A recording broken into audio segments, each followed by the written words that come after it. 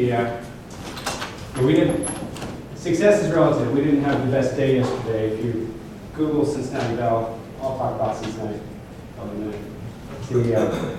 When I'm not here, I'm not at work, I'm usually running, so I could spend the whole session talking about running that's brought up.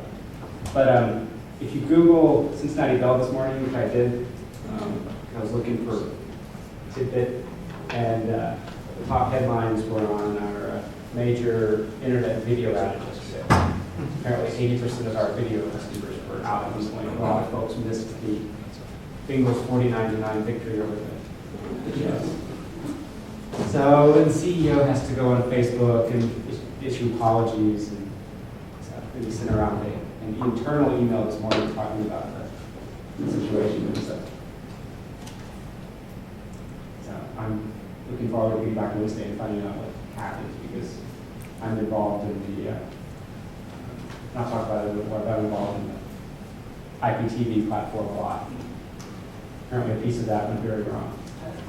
But the company just celebrated its 140th anniversary. We have $1.5 billion in revenue last year. Although I'm not sure how that's going to change, because we did an IPO of our data center business in January. We still own 69% of it, but we don't have any more control of the data center business. But we still have the traditional landline business that in 1878, 2 years after Bell invented the telephone, Cincinnati Bell signed the license agreement with Boston Bell for the exclusive rights to sell the Bell telephone service in a 25-mile radius around Cincinnati. And that's essentially, we've grown a little bit, but that's still our core footprint. That business still generates a lot of cash, but it's dropping at 8% a year. Because the only reason I have a landline, honestly, is because it's free. My almost 70-year-old father just got rid of his landline. And I don't even answer my home phone. Unless it's one of 3 rings that I've programmed into it, I don't even answer it. I just assume it's not for me. My father calls me on my cell phone, and if he doesn't get me, he sends me a Facebook instant message. And he's 68. So we've completely lost that, that business is not going anywhere. And you say, well, great, we're a wireless carrier, but the problem there is that its profit margins are very low, investments required are very high, and that's been neglected intentionally in the last several years. So I don't know the current numbers, but at the end of 2007, we had almost 600,000 subscribers, and I think now it's 350,000 subscribers. And so it's not a secret, it's being milked for the rest of its useful life. It's up for sale if anyone wants to buy a regional wireless carrier with 350,000 subscribers that owns its own spectrum. The spectrum is probably worth more than the rest of the wireless business at this point. Since the late 90s, we've had DSL over copper, and now we've been building out our fiber network, which is actually our focus over the next few years, is to expand the fiber network, which the markets actually don't like. We did the IPO at the beginning of the year, and the stock dropped a little bit. And then when they had our first quarter earnings call and reported good results, it dropped even more, because they said, we're going to be investing heavily in the fiber business over the next several years. And the investors wanted us to milk our existing businesses and just slowly die. So the stock's cheap right now because no one likes the direction we're going. And based on yesterday was a bad day for the internet, or for the TV business. We plan to hit 65 to 75% of the greater Cincinnati market with fiber in the next 3 or 4 years. We're maybe a third now. But we're also adding TV over DSL, where we can upgrade the DSL network to support the 30 or 40 megabits per second you need. When the DSL started 15 years ago, I was one of the first customers and I had 768 kilobits per second. And now I'm at 15 megabits per second. It's the best my 4-ohm copper can do. But in some areas we can get that to 60 or 80 and we sell TV service. So that is our very cool building, opened in 1931. At the time, it had the world's largest straight switchboard with 88 operator positions and call girls, or hello girls on, hello girls on roller skates. And the thing was really quite long. And the museum is actually quite cool. They used to like string lines between every customer. There were no exchanges in the early days. It's kind of cool. But some National Register historic buildings and iron works and market. Okay. And we're very big in the community. We have lots of sponsorships. If you listen to Red Zone Radio, Untitled, sponsor this whole thing at Riverfront Stadium is our CBTS Pavilion, and it's all branded Cincinnati Bell, and this whole thing is batter's eye. Our branding's everywhere. So we're big locally, but we're still, we have our challenges because we're, compared to P&G and GE, we're, $1.5 billion in revenue. It's not that big. So I'm going to tell some stories, kind of loosely following the slides, but I get bored doing that, so I figured you would too. But I've been at Cincinnati Bell 4 years, and I'll talk about where we were when we started. I'll talk about some of the challenges, how we've tried to address some of the challenges, and where we are. It can be depressing looking at where you're not, but when you start to talk about where we were 4 years ago, it makes me feel a little better. So when I started 4 years ago, we had a tiny little group, and 3 sourcing managers, and me, and a director and a VP, and then some admin and some buyers and stuff. But just the sourcing people, it was really just 4 or 5 of us, and very quickly, almost everyone left, and it had nothing to do with me, I'm sure. People went to different groups, and of those initial people, after 4 years, I'm the only one left. But we had a homegrown static contract database. You had a bunch of fields that someone had decided were important years ago, and you could go down and you could search in them with wildcards. No one really knew. You had to be sure to put asterisks before and after it, otherwise it wouldn't match. So it was very user-friendly. You could run a report, sort of, but you certainly weren't going to get alerts. If you misspelled a supplier name, you might never find it again, because it wasn't tied to a specific supplier. So yeah, it was very hard to find things. There's no visibility. Imagine what it did for clients. Lots of contracts were expiring, auto-renewing, and no one would notice. Because we have a database with 3,000 or 4,000 contracts in it, most of which are still relevant in in some sense, and you have 3 people, 3 sourcing leads trying to manage it. It just doesn't work. So when I started, they were already trying to come up with a new modern hierarchical contract database. And it was done very badly, so I had to do it again. So we also had no templates. So at the beginning, almost everything was on supplier paper, which meant I had to closely review every word of every contract. I'm embedded in the sourcing group. The general counsel's office is only involved if I have a question or need outside counsel or have some tricky issue or something's going downhill. We had a very bad, well, I shouldn't say bad, we had a poorly accepted NDA. The last paragraph of which was about half a page labeled miscellaneous, and they threw everything in there. So I got really awful red lines back, and I very quickly realized that almost every time I send it out, someone would send it back and they would add a certain clause. They would add a warranty clause in the NDA. And whether or not I think yes, go ahead. I'm sorry. Non-disclosure agreement. And just by its nature, you do those more than anything else because it's usually the first step in any vendor relationship. They want one or we want one. Someone wants one. So you really need an NDA that you really don't want it to take any of your time. If you spend more than 5 minutes on it, it's inefficient. We had I'm still not sure what the source was, but there was a real estate MSA, oriented MSA floating around, and we had this really impressive, well-written outside counsel generated 100-page construction contract. It's a great contract, still use it. If you have companies who are digging in streets or roadways or doing tree trimming on other people's property, it addresses all those issues, it's great. But you use it once a year, once every 2 years, it just doesn't, it's overkill for almost everything. And that was it, almost everything else was supplier paper. Or occasionally if the supplier said, we don't have a contract either, I'd like, well, I'm new here, what have we done that's similar? And I'd go dig out the contract, and it was usually just an image scan. Didn't even have the Word version, you couldn't find it, so it was horrible. And you can imagine what it did. There were no standardized terms.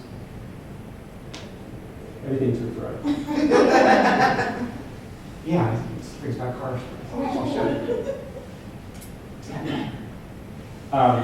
And I've since learned that we're not unique in this, but being the legacy telco, we had lots of conflicting accounting systems, not all of which were designed for normal accounting. In the old days when we were a regulated business, the goal was to capture every single cost you could possibly imagine, because every cost you could capture was a cost you could charge the customer. So you have one accounting system, runs on a mainframe that does that, and then you have the wireless business, and you have other business. So we have 6 major accounting systems, 2 instances of Great Plains, the mainframe, and other things I don't even understand. And they don't talk to each other. If you want to look up and this is still true, if you want to look up an accounts payable, you have to know whether it's a Cincinnati Bell wireless account payable, or a Cincinnati Bell telephone accounts payable, or a Cincinnati Bell Inc., which is the parent company accounts payable. We still have different systems. And so that required manually matching requisitions and purchase orders. We still have a couple of people who do that, process the stuff at the end of the chain. And for the smaller orders, they wouldn't have any way to match it to the contracts. So, yeah, I mean, we've gotten better on some of that, but it's a challenge. And I'll talk about some things we've done on the supplier side. So these are sort of the challenges I think everyone faces. And it was really not a pretty picture. So on visibility, one of the issues we had were auto renewals. And this is still a major issue. We're still trying to get Zycus to put something on their roadmap to address the way we want to handle auto renewals. But one of the things I would find, go back in the old database, I would find that people would have an auto-renewing contractor. In the old system, there was no way for it to update itself. And there was really no way to get a notice. So people would say, if this contract auto-renews perpetually, I might as well just put in the expiration date as 2099. It's not an evergreen contract, it's an auto-renewing contract, but I'll just put in the expiration date of 2099, which is the shortcut for auto-renewal. So you go through the old database and you see a lot of contracts that would say 2099 on auto-renew yes. Maybe they put auto-renew yes. But you go and look, and it really wasn't an evergreen contract. It was a contract that got auto-renewed every year. And if it had a termination for convenience and there was no commitment, it might not be a big deal, but it could be a big deal. You might only have a window every year to get out of it. But the old system led people who had too many things to process. It led people to take a shortcut on auto renewals and just say this contract's everything. In the old system, we had no ability we had a set of legacy data that at some point someone thought was important to capture all these things. It was much more important to capture contact information for an internal stakeholder that changes on a regular basis than it was to track whether or not it had termination for convenience and other provisions. There was no way to conveniently go in and update the contract ownership. And the worst part was there was no hierarchy. And there was no data integrity check. I mean, now in the system, if you go in and you have to attach a contract to a specific supplier, you attach it to the supplier that's in the system. Under the old system, you would go in, you would type in the name of the supplier. And when we did the first database conversion, that I was not responsible for, I think we just called up their company and said, we have this database, we want to put it in your system, here's the data. and these are the fields we want, and they dumped it in there. And then at some point we were looking and realized that, we may have had 15 contracts with Cisco Capital. But if you look, 5 of them are with Cisco Capital, 3 of them are with Cisco Capital Inc., 1 of them is with Cisco Capital Inc., period. 1 of them is with Cisco Capital spelled with an E. So we literally ended up in the other system with 6 Cisco Capital suppliers. And the hierarchies were broken. Under the old system, they really couldn't track hierarchies. So the system we had, there was absolutely no visibility, you couldn't find anything, you couldn't track anything. So what we ended up doing the second time around, I'll just ignore the first effort. We sat down, we looked at long-term what we wanted to track for the contracts, what's important, what are the things that actually affect what we're doing. And we started to create those fields, and got a contract system that would be able to prepare alerts, send out alerts both to our internal folks and the third parties in the group, tell us that, or in the company, tell us that in 60 days, this contract is set to auto-renew for another year. You would like to think, and often they do, the internal stakeholders, customers who know that their contract's auto-renewing, but they're busy and overworked too and trying to do their day-to-day jobs.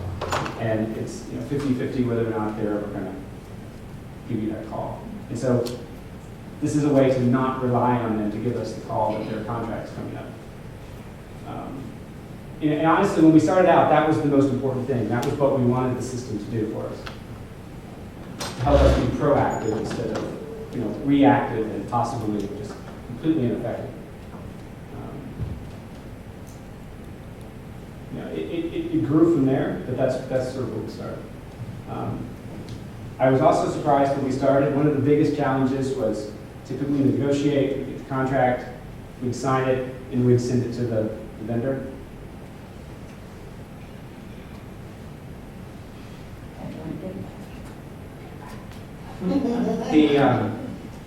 So Kathy, our admin at the time, she had the wall of troubled contracts.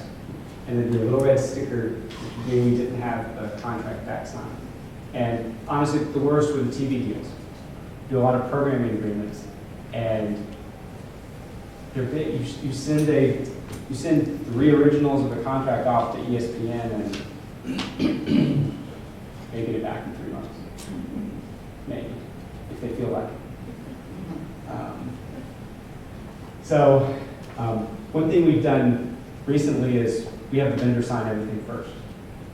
And we're also doing going to e-signatures, which helps enormously. Just having the vendor sign the contract first has been very helpful. And it didn't happen very often, but twice, once in my 4 years and once, I've been told, previous attorneys tenure, we had vendors change a page in the contract after we signed it and sent off the hard copy. So in my case, it was trivial, not a big deal. In the previous attorney's case, it was apparently significant. And in that case, the only reason the person caught it, Kathy, when it came back, she flipped through the pages, and the person hadn't even copied it in color. Now color copies are pretty common, but probably 7, 8 years ago they weren't. And the blue initial pages, one of them caught her eye as black. And they had changed the term and made copy. And so that was a problem. With electronic signatures, or if you sign it first, or if they sign it first and send it to you, it's not so much of a problem. On the other end, and this is something we're still struggling with because of our accounting system problems. We have pricing in the contract. How do we make sure we're getting the pricing that and we still rely a lot on the end user to make sure when they approve the invoices when they come in that it's the right pricing, and most of the time that works. But on smaller things, and as things get further and further from the original contract execution, that becomes something that we're still working on. Controlling Maverick spend. When I started, there was just the rule that it was over $50,000 I had to have a contract. But that was enforced sporadic. They would let it slide, and then all of a sudden there would be a directive where we would enforce it. You know, it's going to be 10,000. And so this month, every contract would come in, and suddenly we would be overwhelmed and completely overworked because suddenly we had done 2 contracts for a bunch of new vendors we hadn't had 2 contracts for before. So that was, both hard to enforce and enforced inconsistently. So we have set guidelines now, and both on the contracting side and on the spending side.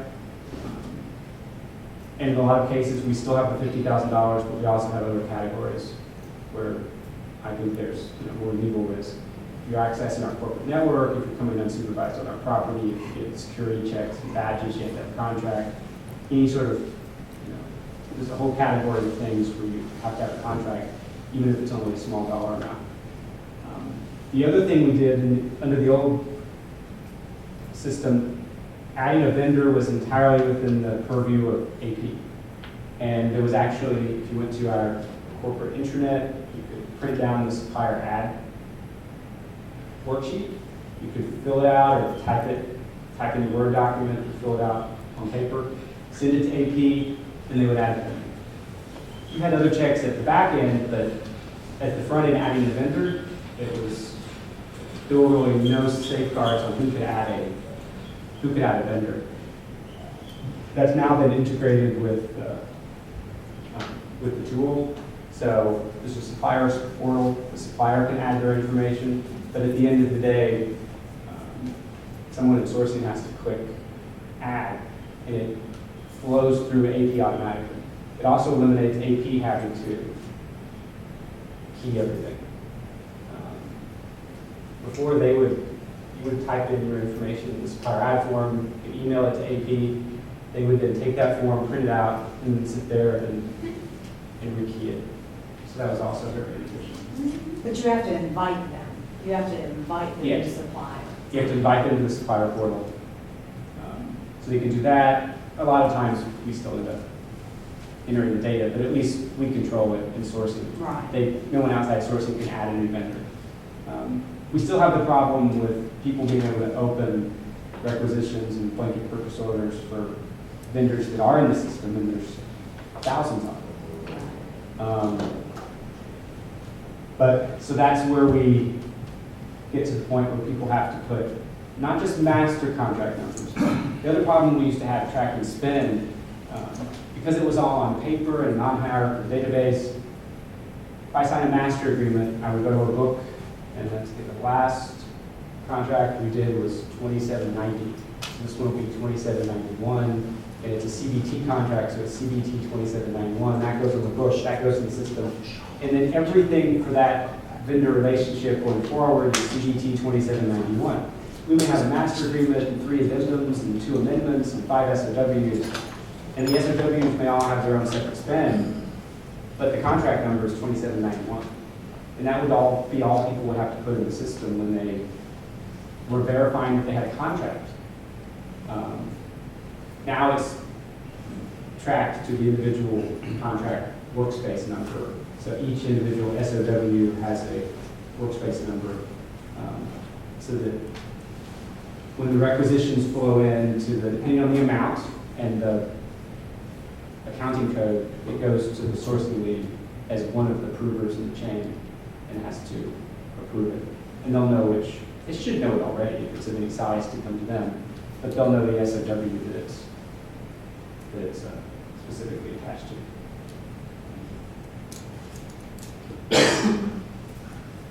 So let's see, how are we doing?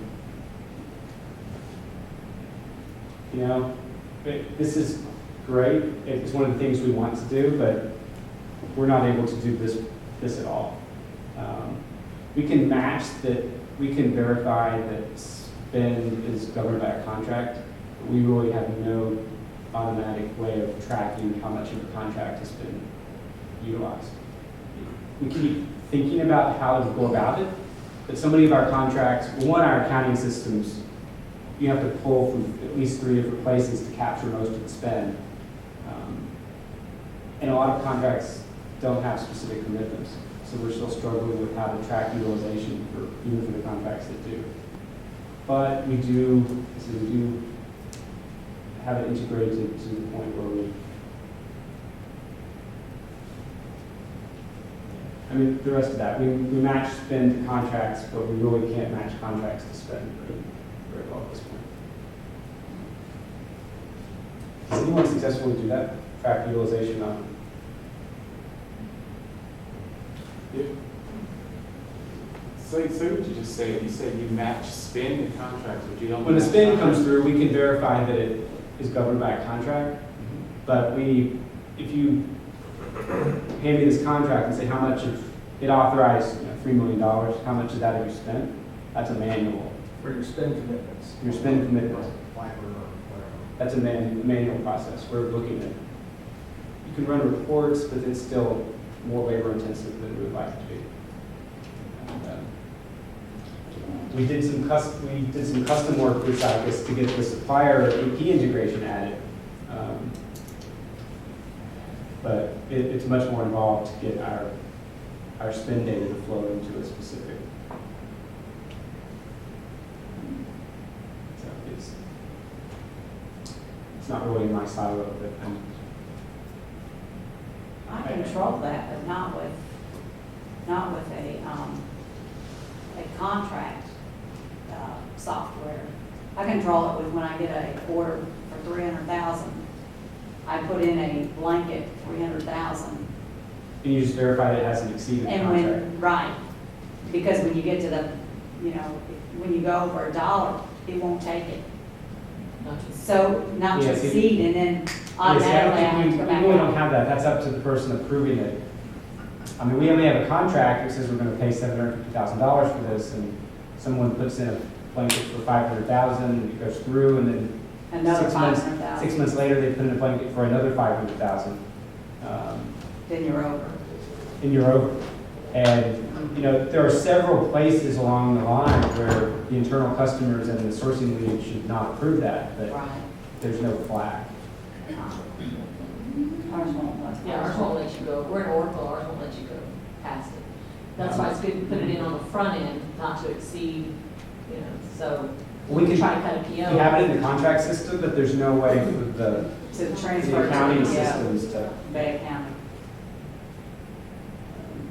because there's multiple accounting systems. Multiple requisition. Right. Each problem is each entity has its own requisition system. So you put in a blanket for Cincinnati Bell Wireless, you put in a blanket for Cincinnati Bell Telephone Expense, so you put in a blanket for Cincinnati Bell Inc., which is mostly HR and sponsorships and stuff at the Right. corporate level. But we silo, all my programming agreements are with one entity, and the network telecom stuff is with CBT, and wireless stuff is with wireless, and they each have their own. So, You guys are 140 years old, and you kind of grew into that type of. yeah, and other Over companies, time, right? I've since learned other companies, secondhand, I heard someone said they had 53 accounting systems, because every time they acquired a new company, they Yeah, had. mergers and acquisitions, pretty good. But yeah, we have, I think our biggest challenge is our legacy telecom systems. It's a dinosaur. And I think every time they look at, investing the money to bring it into modern era, that business just isn't generating it generates lots of cash, but it's not growth. So I'm not sure anyone sees the ROI on investing in a new accounting system for a business that's declining 8% a year. Okay, so this is honestly the area in which I've been able to do the most work because it's my responsibility. We haven't really gotten to the point yet where everything's automated because I'm a bit resistant to I haven't found anything in the authoring process that completely satisfies all I want.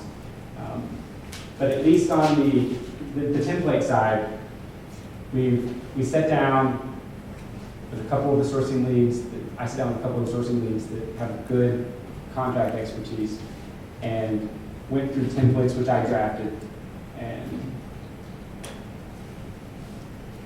just with, depends on how you count them in different versions, but 10 or a dozen templates. I think about 50% of our agreements are now on our paper, and in some areas like master purchase agreements, it's probably 75%. The MPA was the first one we did, and if we're buying supplies or widgets or ordinary stuff, there are alternative provisions on stocked product and unique branded product. If we're buying stuff that has Cincinnati Bell on it, there are separate provisions. And we have one vendor, a couple vendors who monitor product churn and hold time and inventory time. So we got alternative provisions for those that we will use occasionally. But that has been widely accepted, and the great thing is, instead of having to review a new 30-page master purchase agreement every time we're finding a new vendor we're buying from, we send it out, get it back, have usually a 30-minute phone call to go through the red lines, and we're done. And and honestly, I can tell you up front which 6 provisions we're going to end up arguing over, because it's just a business negotiation, which Incoterms we use. So we don't want to have to do a manual entry for things, and they don't want to have to do it manually. At the end of every quarter, we have to recognize expenses, we have to recognize revenue. We always end up negotiating that. And there's just no way to avoid that. And then the NDA, we don't even send out a Word version unless they specifically come back and ask for it. Have PDF fill-in forms with all our entities, and we just send those off. And I put in the provisions that people typically add, and so maybe 75% of the time they fill in the PDF forms and back. Yep. So do you start with a one-way NDA or is it mutual? It's mutual. They have to be mutual, don't I've seen one in other ways. But we just do a mutual NDA off of that. It's usually easier. I do ask, sometimes they'll want to put a provision in that I wouldn't accept if it was, depending on which way it is, and I'll have to ask the internal customer who's doing most of the disclosing. But most of the time, our standard provisions I'm happy to live with on either side. You mentioned that there are certain things that you didn't have in the system that make it so you don't, it's not automated yet, you're not comfortable. What is it that doesn't have? Biggest thing, my templates are, I view them holistically. It's a document, and I have linked provisions that would come in or go out together. And most of the tools, including the Zycus one, are clause-based. I have to rewrite all my templates and structure them to be clause-based. Plus, they're not pretty. When you feed them into the system and it parses them, they're not. Part of it's me and part of it's a technical problem, but I do like my red lines in Microsoft Word, track multiple versions, do multiple colors. And I actually get annoyed if I'm working with outside counsel and they have their captive in-house system that every time you send them a red line, they feed it into their system, they make their edits, it generates a new document and a comparison document. I hate that. I don't want to be the guy who does that. So there's a little bit of resistance. But there are also things where I'm in a position where I have a small group, and so if I have to tell them which template to use, I can do it. It would not scale up. If I had 100 sourcing leads, or 50 sourcing, 20 sourcing leads, I wouldn't be able to do it. I can leverage it with paralegals, but at some point you need to automate it depending on your size. That hasn't been my #1 priority because it hasn't had to be. But getting the templates done, that's done most of the work for me. It means I have to look at 10% of the contract instead of 100%. So I've eliminated 90% of my work on 50% of my contracts. It's just a big help.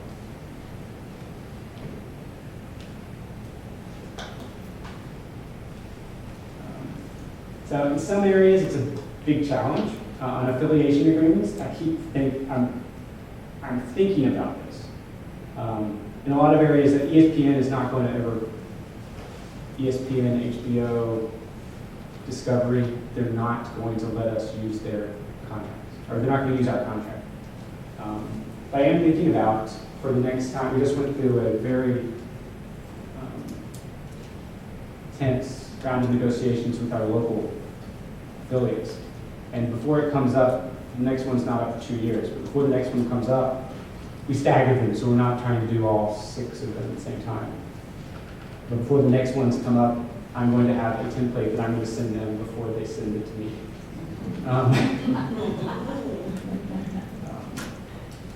Which is one of my other points. I've been surprised at a couple of bigger companies that have accepted our master purchase agreement because we send it to them first. And once they've sent you their document, that's the one they want to talk about.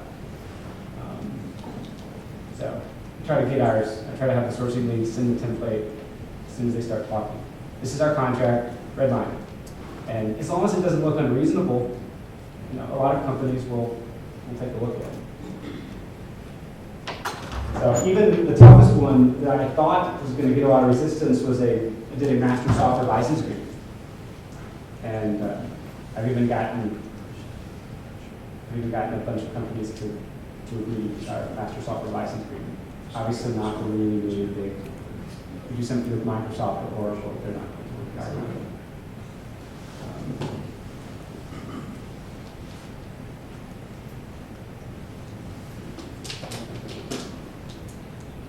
So some of this I put in because if you have different region requirements, you're going to have to take that into account. We buy from a lot of overseas companies. This fall I started studying Mandarin because I spent a lot of time negotiating with Chinese companies, and they break into side discussions in Chinese. And you don't understand what they're saying. I don't understand a word they're saying. That's why I have a friend that speaks Mandarin, always on speakerphone. I'm like, tell me what they're saying. Because they do. You'll be talking to them and they break out Mandarin. You're like, what are they saying? They're polite. They always ask now. They're like, we're going to speak in Mandarin, speak in Chinese. And I'm fine. But I don't understand. Right. So I'm learning as fast as I'm sort of it's a joke in the office now. My door's covered in Chinese character poetry magnets. One of my whiteboards is covered in the characters I'm learning that week. So you can't learn a language. My undergraduate degree was in linguistics. You can't learn a language without immersing yourself in it. So that's what I've been doing the last 2 months, and much to the amusement of my coworkers.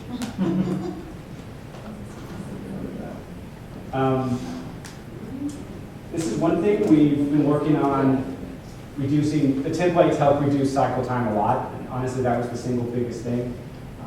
But we've also been working on streamlining the approval hierarchy. When I started, we had an approval sheet. It listed all the approvers. And I think at some point in the past, I would actually see ink signatures in some of the old contract binders. It actually got circulated. By the time I started, they would usually send the contract to the stakeholder and say, can you approve this contract? And they would get an email back saying, I approve. So then they would attach that to the approval form.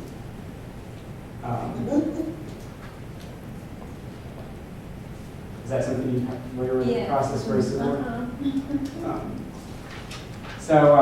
We've been working on doing that electronically. So inside the tool, so that What's Zycus? to streamline that process. Because we have the approvals at the requisition stage, but you want people to, it's kind of too late for them to not approve something at the requisition stage. You need their input. You need the VP who's going to have to approve the requisition to approve the contract and spend. Otherwise, they rightfully might object at the spend stage, and all you can see is we already signed the contract. So you want to make sure it's in the capital budget for next year before you sign it.